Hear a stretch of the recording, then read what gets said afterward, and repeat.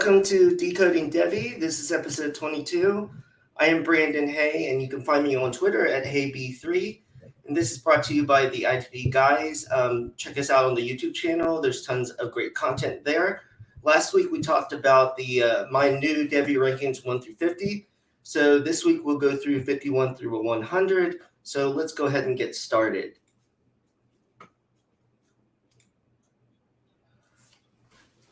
So you see the player on here. This is Devin Brown, a freshman at Ohio State. He's going to be pretty high in these rankings. So let's take a look at these rankings. 51, we start off with Trevion Cooley, who's a sophomore. As a freshman last year at Louisville, he got some playing time, looked good at times. He did not play in the spring game this year, but I've heard he looks very good in camp. The only problem is there's Mitchell there, and then also Tryon Evans came in, so it's going to be a little bit of running back by committee. But I think he has the highest Devy potential in that Louisville backfield with Malik Cunningham. I think a lot of rushing potential is there in that offense. And then I have Devin Brown next on the list. Came in. I thought he played pretty well in the spring game. And he obviously is sitting behind C.J. Stroud right now, and the thought is that C.J. Stroud is going to leave after this year, go to the NFL draft. And then some people think the job will automatically go to Kyle McCord. In short time last year, I thought he looked all right, didn't look great. In the one game he started for Stroud. And I think just, Devin Brown just has the talent, and I think it will be a competition that I think Brown could win next year. So he could be starting as early as next year. So that Ohio State offense continues to bring in great recruits at wide receiver, obviously running back. And I think that, whoever the quarterback's there is going to put up huge numbers. Here's another, Nia Smith from Texas A&M. There's some varying views on him about his size and where he really, ranks at the NFL. I like him, and I think he does a lot of nice things at Texas A&M, and he might actually fit into the NFL pretty well in kind of that hybrid role. He doesn't have great size, but we've seen players get drafted fairly high, like a Wan'Dale Robinson this year out of Kentucky. Next is Phil Jurkovec. He was supposed to be up for a big year last year. Was injured a lot. So he's another one of those quarterbacks that are eligible for 2023 NFL draft. I think if he has a good season with Zay Flowers, he could kind of move upwards, maybe be a top 5 quarterback in the class, maybe a second rounder. Next is Montrell Johnson, running back, transferred from Louisiana with Billy Napier to Florida. A lot of people were kind of looking at some different running backs that Florida has, but in the spring game, he played on both teams, and I think he looked pretty good, and he knows the system. So I could see him being the lead back for Florida eventually. So that's a name to keep your eye on. Not necessarily a Devy draftable player now, but just a player to keep your eye on because he'll be in college for at least 2 more years. Trevante Citizen is going to Miami. Don't really know how the backfield is going to work out there. They have a couple of different backs. Henry Parrish transferred to Miami from Ole Miss. But I think Miami is going under Gaddis, they're going to run the ball more. So he could be involved there, but, he didn't play in the spring game. So we'll just have to see how that running back committee kind of works. Next is George Pettaway for North Carolina. A lot of people I strongly trust in the Devy community. Think that he could have a solid role with North Carolina because they use 2 backs. They did that with Javonte Williams and Michael Carter, and Pettaway could kind of roll into that Michael Carter role. So that's where I have him there because he's going to be there for 3 years. So want to keep your eye on him and see how he does. Another sophomore running back is Devin Neal. Kansas, he played fairly well at the end of the season, and it seems like Kansas started to be more competitive last year with the new coaching staff. So he's a player I really want to watch. Nets is Clay Klubnik out of Clemson. What we know that DJU has been struggling, and I wouldn't be surprised if Klubnik, if DJU continues to kind of struggle, he gets a chance there. He's a talented freshman, and they have good players at wide receiver that could raise up his value. Next, other people are higher on him. Cameron Ward, he's transferring in from lower level competition to Washington State. Some think that he could really catapult himself up draft boards for 2023. We know the Pac-12 it doesn't have the best defenses, so he should be able to put up good numbers. Then a couple more quarterbacks come up on this list. Grayson McCall out of Coastal Carolina. He's been very productive at Coastal Carolina, has a good arm, good mobility. I just wonder how he'll really grade out at the NFL just because of the offense at Coastal Carolina. It's not your prototypical offense that translates to the NFL, but he does have a skill set that is intriguing at the next level. J.J. McCarthy out of Michigan, we've seen him, sparingly, has good mobility, good arm strength. I think he should start at Michigan this year, but he was injured in the spring with his shoulder. So we'll see how that goes. But I think he has the talent to move up these boards and possibly move up the 2024 quarterback class. A couple wide receivers that were at Oklahoma last year. Mario Williams moved to USC, followed Lincoln Riley. He didn't have the breakout that or the talented freshman year that we thought he would have, but I think at USC he should be one of their top receivers. Marvin Mims at Oklahoma, a new system. Maybe he can get going more under the new coaching staff. A player I really like is Jaden Reed out of Michigan State. They use him to go deep a lot on their trick plays. I think he's a really good wide receiver. Underrated. I was surprised he didn't leave last year. With Kenneth Walker leaving Michigan State, they might pass the ball a little bit more. So I would like to be interested to see how Jaden Reed plays this year. Another quarterback like J.J. McCarthy from Michigan, Tyler Buechner from Notre Dame. Haven't seen much, but he should have a chance to get that starting role. And at this point, you're kind of looking just for potential. Even though with his struggles, DJU's here because he has the size and he has some elite traits, but he just needs to start putting it together. Some of the mock drafts have been talking about Tanner McKee at Stanford. He's an older player doing one of the mission trips, so watch out for him. At Stanford this year, there has been some history, obviously, at Stanford for quarterbacks doing well in the NFL. Davis Mills outperformed what people thought he would do last year. Then, obviously, there's Andrew Luck in the past.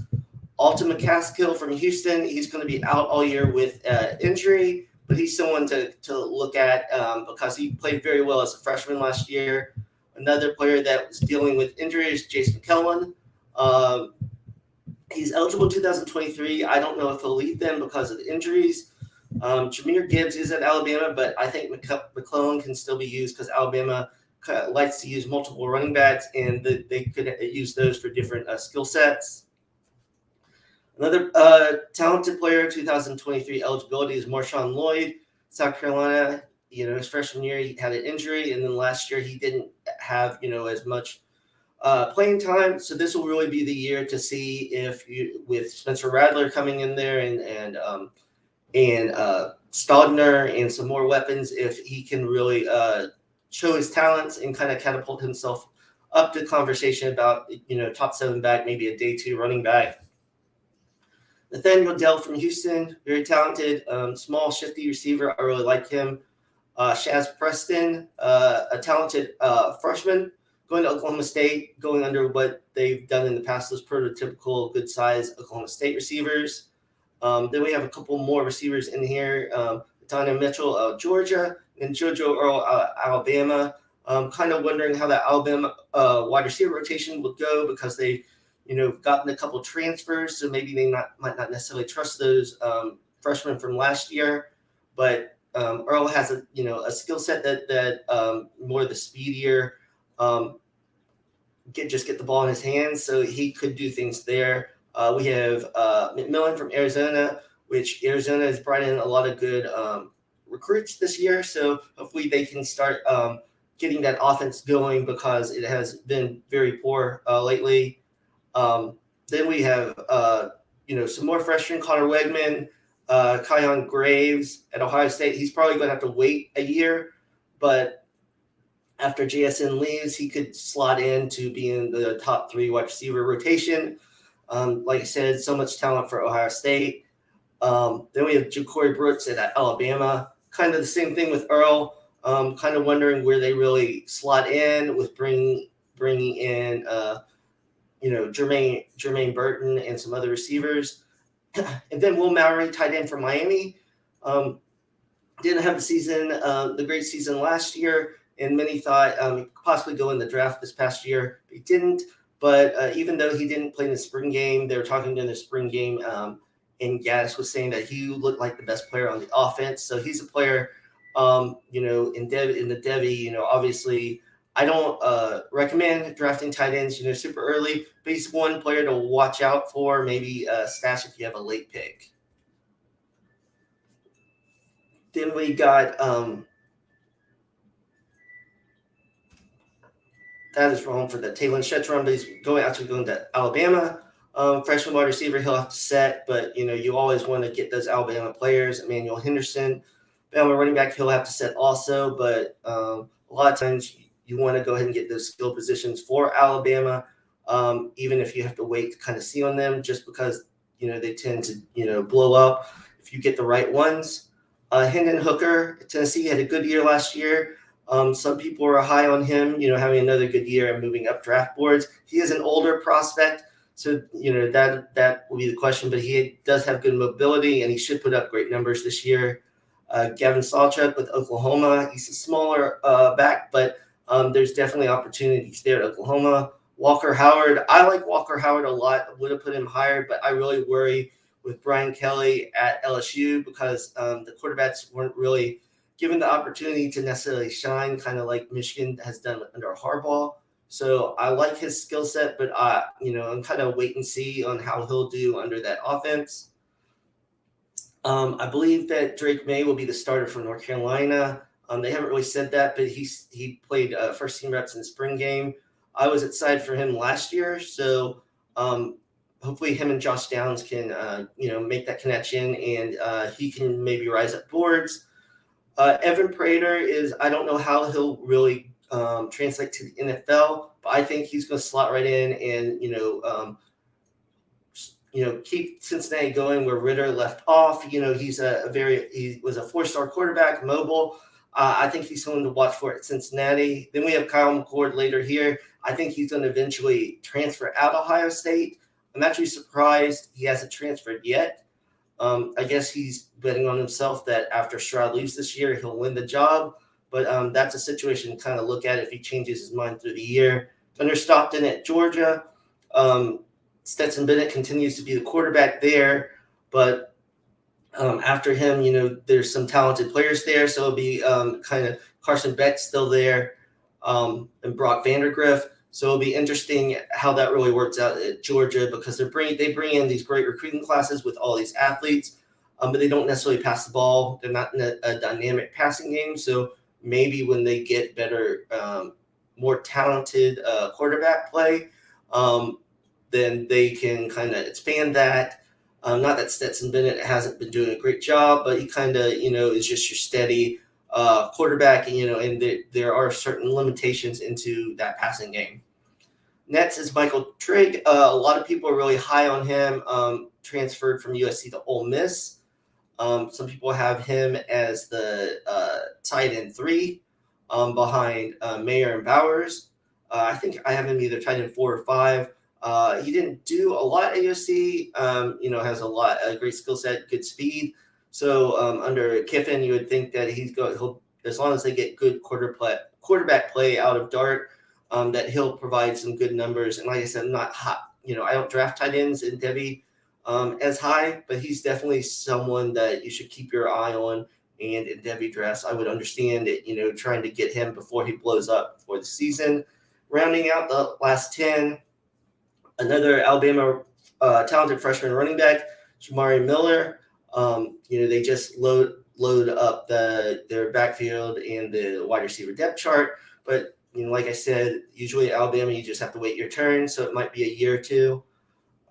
Corey Kiner, for Dynasty Nerds, I wrote a profile on him. He was at LSU last year, and the running back rotation was kind of weird.